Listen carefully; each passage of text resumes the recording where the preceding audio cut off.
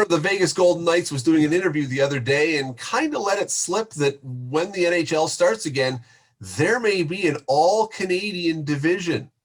Good idea? Let's dive down that rabbit hole.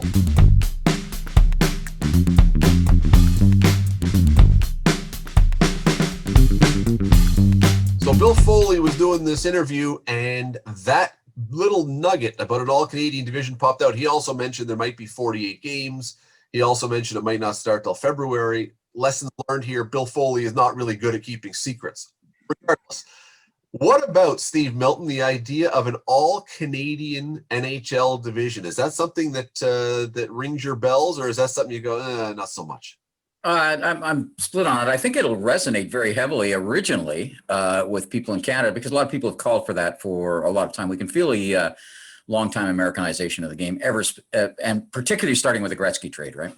But I mean, the league offices are essentially in New York now, not Toronto, even though a lot of businesses run out of here. So I think that'll resonate with a lot of people. I see some long-term problems with that, depending on how it kind of shakes down. My guess is that it would be one of these measures that's kind of an emergency measures, and it might be a nice dipstick. Do they still have dipsticks on the oil tanks and cars? So it might be. They have them on the show. Yeah. Oh. Hey, let me jump in here, because I think this is a fantastic idea and a horrible idea at the same time. Fantastic for the reason, from a fan standpoint, this would be awesome. You know, seeing the Leafs and the Canucks and the Oilers and the Senators and the Habs and the Jets all playing, did I leave anybody out? All playing regularly in the regular season. Come playoff time, though, we're all but assured that, you know, a few teams are going to be bounced, because there's only one path to the Stanley Cup, unless they really open up the playoffs to say, hey, we're going, 1 through 16, divisions don't matter, and everything gets thrown into the frying pan. That would be fun, but it would be a heck of an enjoyable regular season. Could it lead to expansion in Canada a little more, just because it has its own little Well, it depends, Steve, depends on what you said. If this is just an emergency measure, I would say no. If this becomes something that's more permanent, and who knows? I mean, Bubba, we've talked about this stuff with other things before, with football, with television, with things.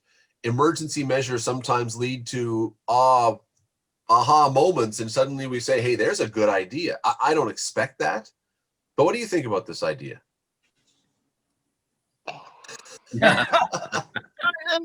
Okay, like, even if they play 50 games, we'll say 50 to 60 games, that means we have to see the Canucks, the Flames 8 times. Like, if you're a Maple Leaf fan, like, that to me gets rather boring. I again understand that this is done out of necessity due to the fact that you cannot travel, the travel restrictions between the United States and Canada. I guess you are seeing a measure of that in the MLS, that in the first half of their MLS season, the TFC and the Whitecaps and the Impact played each other 3 or 4 times. But then they put these Canadian teams in American homes down south, and now they're playing the rest of the league. So I think that, to me, is a better approach, and then to put the Canadian teams in some type of bubble in the United States. Because to me, playing each one of these Canadian teams, as I said, 7 to 8 times a year becomes very boring. Don't we see that, though, with the Leafs and the Bruins already? Doesn't it seem like the Leafs are playing the Bruins every third game already, with the divisions that they have set up? Look, I love the idea for a couple of reasons, but I also would offer a note of caution. And I love the idea because I would much rather see the Leafs play those Canadian teams that maybe we care a little bit about, or fans here feel something about. Even if you despise the Senators or hate the Canadians or hate the Canucks, at least you feel something, as opposed to when Columbus rolls in, or, pick your team, Florida Panthers, and it's like, really? Like, I don't really care. But the cautionary tale I would put out there is, if you're a Leaf fan, and many of the people listening will be Leaf fans because of the area, careful what you wish for, because every single Canadian team is pretty good, it looks like, right now. And you have, by the looks of it, any easy games on the schedule. There's no guarantee that the Leafs do all that well in this. They may, but you've got every game as a tough game if you have an all-Canadian division. I don't know that when we say we all care about the Canadian teams more than we do about the American teams, I'm not sure that's true. I think we only care about that when there's, TV ratings, which are spread across the whole country. They're not always, you'd have to look at what the regional ratings of that are. And also it's because they're often the last Canadian team. It becomes a nationalism thing. When in the playoffs, when they won't be one or two teams left. If it was Winnipeg and Vancouver, might have gone through that, right, where they're the only ones back. So they became sort of everybody's team, not the way that the Raptors have and the Blue Jays have over the years. Would that exist during the regular season? I think so, Stephen. I'll tell you why. Because if you tune into the highlight shows afterwards, you go through all the Canadian teams. I mean, they usually start with the Leafs, and then it'll be the Habs, and then whomever. So you get. They're also a national network.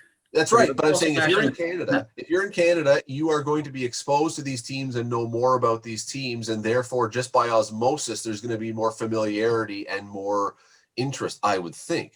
Rick, I mean, do you agree? Do you disagree? Well, I was going to jump on the fact that, when Steve mentioned that, if this is a long-term play and there's only 7 Canadian teams right now, we know that when Seattle comes on board, there's going to be 32 NHL teams. So that would say, got to have at least 8 per division. So we need one more Canadian team. And I instantly thought of Hamilton because, well, why not? We're here. We have an arena that's going to be rebuilt. It's going to start right now, right here. Where's Jim Balsley when you need him? And, we need an owner. We're going to have a new arena. Why not have an 8th NHL team? And Hamilton would make a big spot. But in terms of highlights, post game or whatever, whether you're in Saskatoon or you're in Quebec City and you don't have a team, you're interested in, the Leafs and the Habs, and you get that Canadian rundown. When you're in the States and you're watching ESPN, hockey is so low on the totem pole that it's after like lacrosse highlights. So it really doesn't matter down south. It's so regional, especially regional. But when you're looking at the game and you're Gary Bettman, you don't need to grow the game in Canada. It's grown to its maximum capacity. Agreed. If you're going to take, pretty much further steps in growing the game, you need to grow the game in the U.S. markets, and that starts with Seattle, obviously, and Vegas, and the Carolinas, and of course Florida. Those are the concern areas for the National Hockey League. Growing the game in Canada, to me, it grows itself, and that to me is a big focus for the National Hockey League. And I know Canadians don't want to hear that, but that's the reality of their approach of the National Hockey League right now. But Bubba, you just let's flip this for a second, because we're talking about the All-Canadian division. That by definition means there's an All-American division. And that solves part of Gary Bettman's problems, because now you don't have to have Ottawa or Winnipeg or Calgary coming into these American League cities where ESPN and the fans really don't care. So it works on both levels. You get. Well, I don't know about that, Scott, because I think that as the American networks are looking at it, they're seeing the Toronto Maple Leafs that have Austin Matthews, who's an American-born player. That I'll tell you, if the Leafs ever were to win the Stanley Cup or go real deep, one of the first hockey players in years to be on the cover of Sports Illustrated will be the American Austin Matthews. And you also have a historical thing that they can sell very much in the Montreal Canadiens. Those are the exceptions. Those are the exceptions. I think there are some exceptions that they can sell very well, because there is an identification in the United States to the Leafs and the Montreal Canadiens. Maybe not the Flames in Edmonton, and certainly not Ottawa, but I still think having those Canadian teams is a plus for the real hockey fan in the United States. Is this? Agreed. Montreal, Toronto would be there for sure. I would put Edmonton at a close third just because of the McDavid factor. And if you're a hockey fan, you know who he is. Yep. If you're not a hockey fan, you probably have heard about the Habs in the league. Yes. Is this also a bit of a? It's by necessity, as has been pointed out a few times, as Bubba and Steve have both mentioned, but. Is this also perhaps in some small way a way for the NHL to try and make Rogers whole, who has taken a pounding on this TV deal, has never made money, and this would be an opportunity for them, presumably, to have a pretty good TV season? I would think the ratings would be pretty good, because you're guaranteed every game would be Canadian markets and interest. This is a chance, I think. Look, Rogers must be thrilled with this. That's an excellent point, but let's not forget that there are several deals out there that are regional pay TV deals of Canadian teams, right? And you've seen, we tried to watch that on our NHL network sometimes, and of course it's blacked out if you have an NHL network. So that would all have to be worked out. But I think it's an excellent point in structure.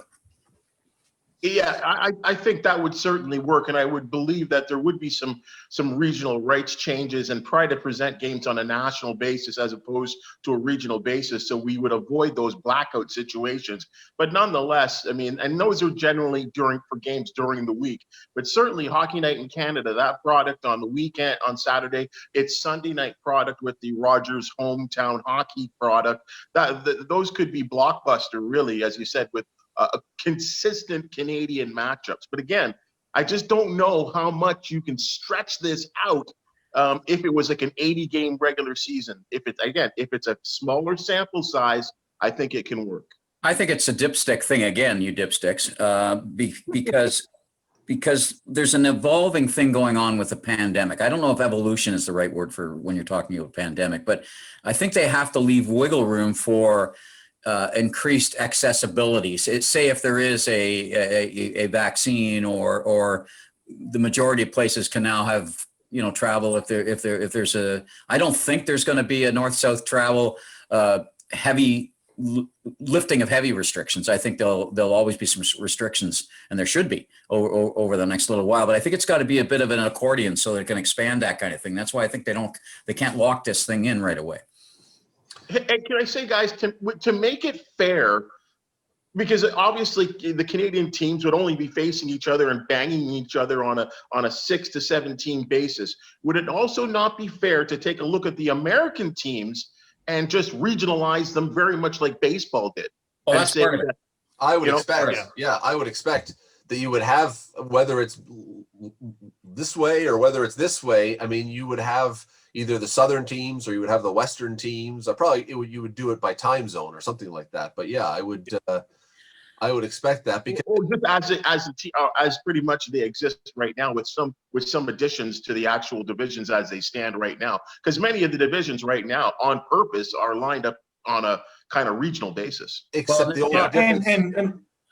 The big part about that is travel. You want to cut down on travel. You want to cut down on those off days or those wasted days. And if you have a north-south or southeast, northeast, whatever kind of division format, that cuts down or cuts off a lot of travel. Well, there's also already talk, guys. So you think this is pretty real, because there's already talk of the 3 Canadian teams whose AHL teams are in the States, maybe moving them to Canada for the year, so that they can. It's proven, obviously, given basketball, given hockey, given what soccer went through, and even with baseball, that you got to go to be able to get players, because you're going to condense the schedule again. So there's talk that the 3 teams, and I think they're mostly in the West, that have their AHL clubs elsewhere, and that maybe put them in the same rink and or somewhere in and around Canada, so they can access them. So I think that says that this is kind of real, that there's that this is going to happen, some kind of regionalization for sure. And the regionalization thing, the difference is going to be that, unlike previous years, you have the divisions, but you play outside your division. It sounds like this one, you're just going to stay right within it. Well, because you might have to bubble. Well, something. Yeah. And to start, you might have to bubble. And the other reason that I truly believe that they wouldn't do, Bubba, just a Canadian division and an American division, is because that would probably mean that when you get into a playoff situation of some kind, what are you going to do? Guarantee that one of those 7 Canadian teams makes it into the finals and plays the winner of the American division? I don't see the NHL already locking themselves out of all the American markets and guaranteeing that a Canadian team makes it into the final. So there would maybe you win the Canadian division and you make it to the semifinals or something. Who knows how it works? But I just don't see them giving a clear path. Well, didn't they do that? Sorry, Bubs. Didn't they do that when the Blues came in, like the first year of expansion, 68, 69, 70? Yes. First 3 years. Had all the powerhouses in one, and then they had all the expansion teams in the other. So that might happen. Yeah, I don't know. I just kind of feel like I think the MLS kind of had it right, the way they split that season. As I said, with the all-Canadian teams playing each other. And again, I know there's only 3 teams. And then the fact that they moved those Canadian teams to U.S. markets. You have the Toronto FC, who are playing as well as they've ever played. They're playing in terms of points, at a record-setting pace. But they're playing out of East Hartford, I guess, at this point in Connecticut right now. And then exposing them to the American clubs as well too. So this way, when you're looking at your regular season, you would have had played, almost everyone. So I just don't know if that can work with hockey. But I just think that playing each other 6-7 times a year, just to me, is a bit monotonous. That's just me. You're right about that, but I think what's different about the MLS model is the first time they went through it. The NHL has already gone through this massive. We saw what the costs are starting to come out of what that bubble actually cost them, right? So if you do it again in the States, it's mostly cost if you moved all of the 7 teams for some portion of the season to the United States. Mostly cost and almost no income, other than the TV income, which you would have anyways if they played in Canada. So I don't know. I think cost is going to figure heavily into this. Well, I don't know that they don't. I don't know if they do anything, Steve, if they don't have fans in the stands, some kind of fans in the stands. But yeah, well, that makes it even more about the cost, because then your TV income, what you would get no matter where they played, is your only income, and then ancillary stuff. Sorry, Rick, I jumped in. Sorry, Rick. Yeah, no problem. I was going to say to cut on, Bubba's monotony kind of thing, and I think it's a valid point.